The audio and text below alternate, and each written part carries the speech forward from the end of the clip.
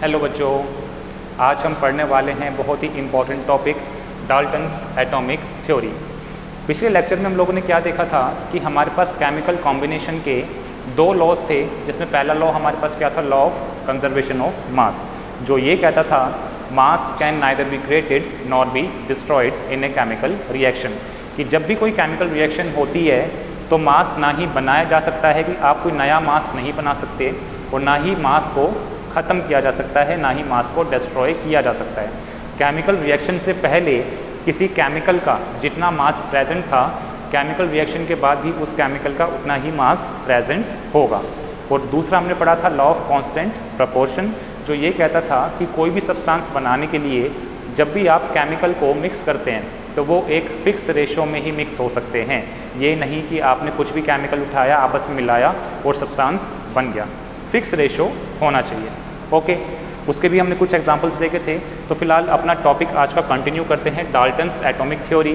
John Dalton बहुत ही famous scientist थे, जिन्होंने हमें जो लॉ ऑफ केमिकल कॉम्बिनेशन की थ्योरीज़ हैं उनको बेटर एक्सप्लेनेशन में हेल्प की।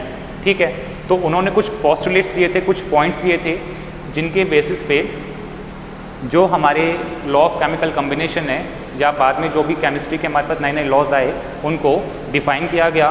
तो पहला पोस्टुलेट ये कहता है all matter is made up of very tiny particles called atom, कि जितना भी मैटर है, जो भी हमारे पास आसपास मैटर हैं, वो बहुत ही छोटे छोटे पार्टिकल से मिलकर बने होते हैं, और जो स्मॉलेस्ट पार्टिकल होता है उसे क्या बोला जाता है, एटम बोला जाता है। ठीक है, तो कोई अगर पूछे व्हाट इज़ एटम, तो आप क्या बोलेंगे, atom is the smallest unit of matter. किसी भी मैटर की स्मॉलेस्ट यूनिट क्या होती है, एटम होती है। ओके, अगला पोस्टुलेट क्या है, atoms are indivisible particles which can not be created और destroyed in a chemical reaction, कि जो एटम्स हैं ये इनडिविजिबल पार्टिकल होते हैं। जो एटम्स हैं इनडिविजिबल पार्टिकल होते हैं, मतलब ये कि आपने किसी मैटर को डिवाइड करना शुरू किया, ब्रेक करना शुरू किया, आप छोटे छोटे पार्टिकल में डिवाइड करते गए, सबसे छोटा पार्टिकल जो डिवाइड करने के बाद आएगा वो कौन आएगा, एटम। अब आप एटम को फर्दर डिवाइड नहीं कर सकते।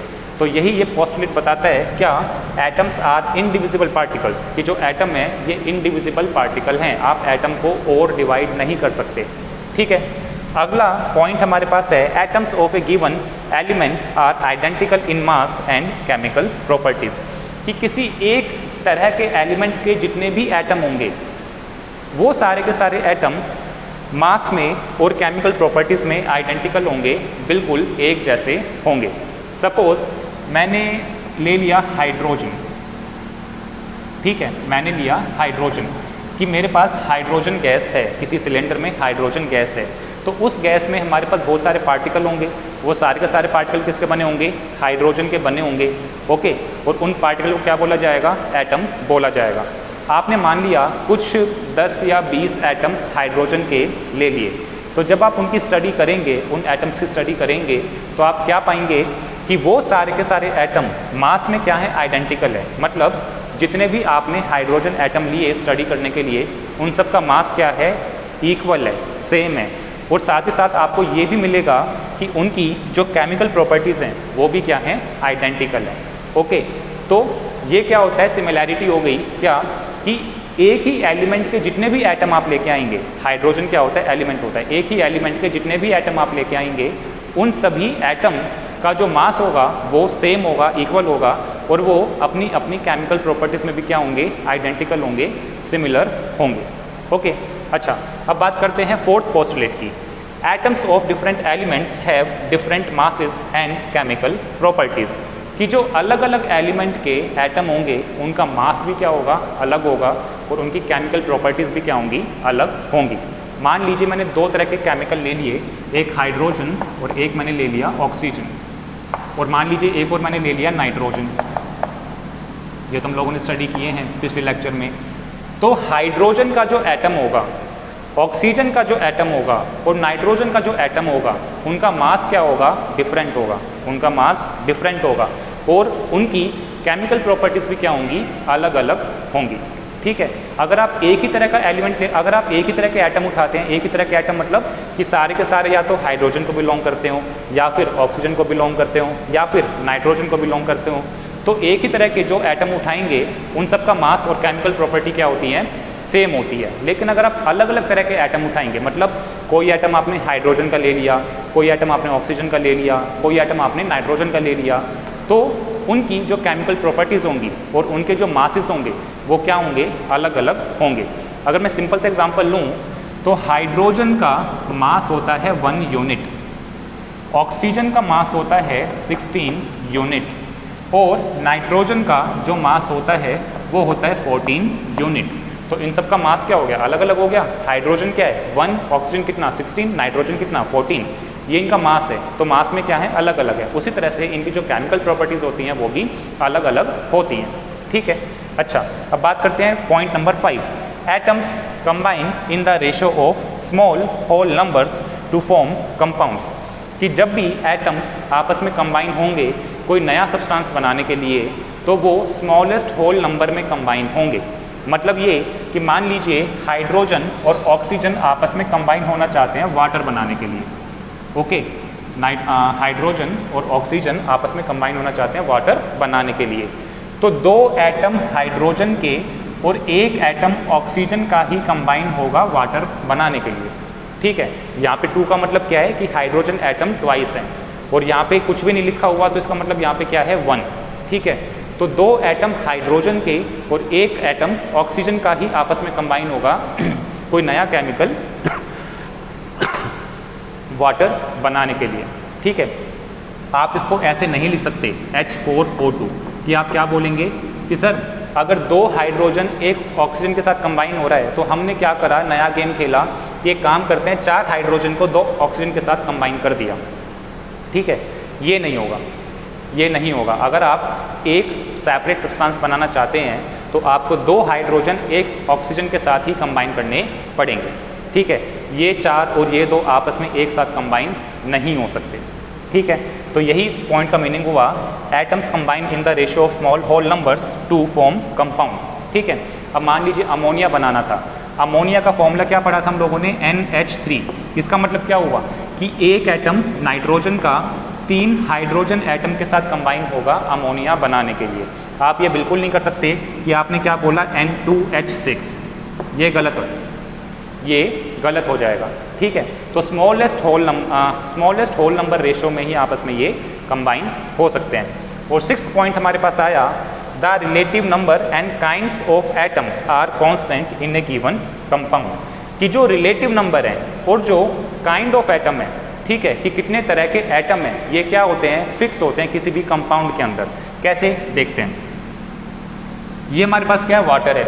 अगर आप देखें तो यहाँ पे रिलेटिव नंबर जो है, रिलेटिव नंबर मतलब इन रिलेशन विद, कि किसी और के साथ रिलेशन में, मतलब कि जो हाइड्रोजन है ये 2 हैं, ऑक्सीजन कितना है, 1 है, तो 2 हाइड्रोजन ऑक्सीजन के रिलेशन में हाइड्रोजन कितना है, 2 एटम है।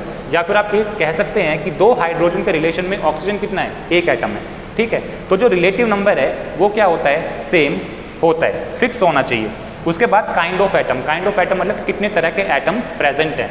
अगर आप देखें यहाँ पे तो कितने तरह के एटम है, 2 तरह के एटम है, एक कौन सा, हाइड्रोजन, और एक कौन सा, ऑक्सीजन। अगर आप यहाँ पे देखें तो कितने तरह के एटम है, 2 तरह के एटम है, एक कौन सा, नाइट्रोजन, और एक कौन सा, हाइड्रोजन। काइंड ऑफ एटम, ठीक है। तो रिलेटिव नंबर और काइंड ऑफ एटम किसी भी सब्सटेंस के अंदर क्या होते हैं, फिक्स होते हैं। आप अपनी मर्जी से कुछ भी नहीं जोड़ सकते, कि मतलब आप लोगों ने क्या बोला कि सर एक काम करते हैं NH3O2 बना देते हैं अमोनिया का फॉर्मूला। नहीं, अमोनिया में सिर्फ 2 ही तरह के हमारे पास एटम हो सकते हैं, एक नाइट्रोजन और दूसरा कौन सा, हाइड्रोजन। अगर आपने कोई तीसरे तरह का एटम आपने मिक्स कर दिया तो वो हमारे पास अमोनिया नहीं रहेगा, कुछ और बन जाएगा, ओके।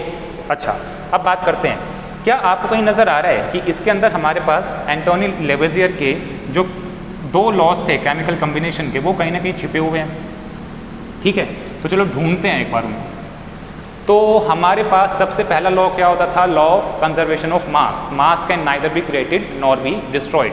तो वो क्या आप कह सकते हैं कि इस लॉ के साथ मैच कर रहा है, atom can not be created nor be destroyed in a chemical reaction, कि जब एटम ना ही क्रिएट होगा ना ही डिस्ट्रॉय होगा तो जो मास है वो भी ना ही बना सकते हैं ना ही डिस्ट्रॉय कर सकते हैं। ओके देखो मास कहाँ से आ रहा है? सब्सटेंस से आ रहा है। तो जब आप सब्सटेंस को ना ही क्रिएट कर पा रहे हैं ना ही डिस्ट्रॉय कर पा रहे हैं तो मास भी उतना ही रहेगा, ना ही वो बनेगा ना ही वो डिस्ट्रॉय हो सकता है। लेकिन सब्सटेंस बना किसका है? एटम का। इसका मतलब अगर सब्सटेंस का मास टिका हुआ है मतलब फिक्स है, सेम है, तो इसका मतलब वहाँ पे एटम भी क्या है? फिक्स है, सेम है। मतलब कि आप एटम को ना ही बना सकते हैं ना ही डिस्ट्रॉय कर सकते हैं। अगर जितने एटम पहले थे उतने ही एटम अगर बाद में रहे तो उनका जो मास है वो भी केमिकल रिएक्शन से पहले जितना था केमिकल रिएक्शन के बाद भी उतना ही रहेगा। उसके बाद हम लोगों ने क्या पढ़ा? लॉ ऑफ कांस्टेंट प्रोपोर्शन, जो क्या कहता है कि जो केमिकल्स होते हैं वो आपस में एक फिक्स रेशियो में कंबाइन होते हैं बाय मास। तो अगर ढूंढें तो क्या आप कह सकते हैं कि ये वाला पॉइंट हमें लॉ ऑफ कांस्टेंट प्रोपोर्शन बताता है, जो क्या कह रहा है? Relative number. जो क्या कह रहा है? Relative number. रिलेटिव नंबर भी बताया ना मैंने आपको कि H2O कि यहाँ पे 2 एटम हाइड्रोजन के और 1 एटम ऑक्सीजन का ही कंबाइन हो सकता है। उसी तरह से NH3 अमोनिया कि 1 एटम नाइट्रोजन का 3 एटम हाइड्रोजन के साथ ही कंबाइन हो सकता है। तो रिलेटिव नंबर ये क्या कहलाएंगे? Relative number. तो रिलेटिव नंबर क्या है? फिक्स है। उसके बाद kind of atom. Kind of atom भी मतलब कि यहाँ पे 2 तरह के एटम हैं, यहाँ पे भी 2 तरह के एटम हैं, ये क्या है? फिक्स है। आप कोई तीसरा एटम अपनी मर्जी से यहाँ पे नहीं जोड़ सकते। ठीक है, तो इसे बोलते हैं कांस्टेंट प्रोपोर्शन। ठीक है, तो डाल्टन्स एटॉमिक थ्योरी का जो 6th पोस्टुलेट है, the relative number and kinds of atoms are constant in a given compound, ये रिलेट करता है किसके साथ? लॉ ऑफ कांस्टेंट प्रोपोर्शन के साथ। और जो सेकंड पोस्टुलेट है, atoms are indivisible particles which can not be created और destroyed in a chemical reaction, ये रिलेट करता है किसके साथ? Law of conservation of mass के साथ। ओके अच्छा, पर हुआ क्या कि जो डाल्टन की एटॉमिक थ्योरी थी ये विद टाइम, ठीक है, समय के साथ साथ फेल हो गई। रीज़न क्या था कि उसने क्या बोला कि एटम क्या होता है? इनडिविजिबल पार्टिकल होता है। उसने ये बोला कि जो एटम है वो क्या होता है? इनडिविजिबल पार्टिकल होता है। इसका मतलब ना ही एटम को बनाया जा सकता है ना ही एटम को डिस्ट्रॉय किया जा सकता है। लेकिन टाइम के साथ साथ जैसे एक्सपेरिमेंट्स हुए, नई नई टेक्नोलॉजी आई, ये पता लगा कि जो एटम है इसको हम फर्दर डिवाइड कर सकते हैं किसमें? न्यूक्लियस और इलेक्ट्रॉन में। वो जो न्यूक्लियस है वो भी फर्दर डिवाइड हो सकता है किसमें? प्रोटॉन्स और न्यूट्रॉन्स में।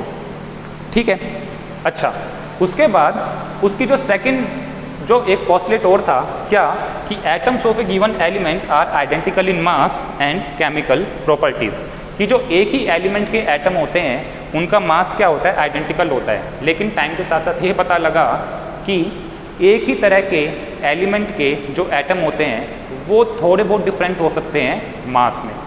ठीक है, कि जैसे मैंने बोला कि जो हाइड्रोजन है इसका मास कितना होता है? 1 यूनिट होता है। तो कुछ हमारे पास एटम ऐसे भी होते हैं जिनका मास 1 यूनिट नहीं होता, स्लाइटली डिफरेंट होता है। ठीक है, तो इस तरह से क्या हुआ, जैसे जैसे नई नई टेक्नोलॉजी आती गई, टेक्नोलॉजी एडवांस होती गई, नए नए एक्सपेरिमेंट्स होते गए, तो कुछ नई नई थ्योरीज आती गई, तो पिछली थ्योरीज जो थी वो फेल हो गई। तो जैसे मैंने एग्जांपल अभी लिया क्या कि एटम इंडिविजुअल पार्टिकल होते हैं, लेकिन टाइम के साथ साथ पता लगा कि एटम फर्दर डिवाइड हो सकते हैं किसमें? इलेक्ट्रॉन, प्रोटॉन और न्यूट्रॉन में। उसके बाद क्या बोला कि जो एटम्स हैं उनके एक ही तरह के एलिमेंट के जो एटम्स हैं उनके मास क्या होते हैं? आइडेंटिकल होते हैं। लेकिन टाइम के साथ साथ ये पता लगा कि एक ही तरह के एलिमेंट के जो एटम्स होते हैं उनके मास डिफरेंट हो सकते हैं। ओके, तो काफ़ी इम्पॉर्टेंट हमारे पास ये थ्योरी थी, तो आप इसको अच्छे से पढ़ लीजिएगा, काफ़ी क्वेश्चन इसमें से पूछे जाते हैं। ठीक है, तो अगले लेक्चर में फिर मिलते हैं, तब तक के लिए बाय बाय।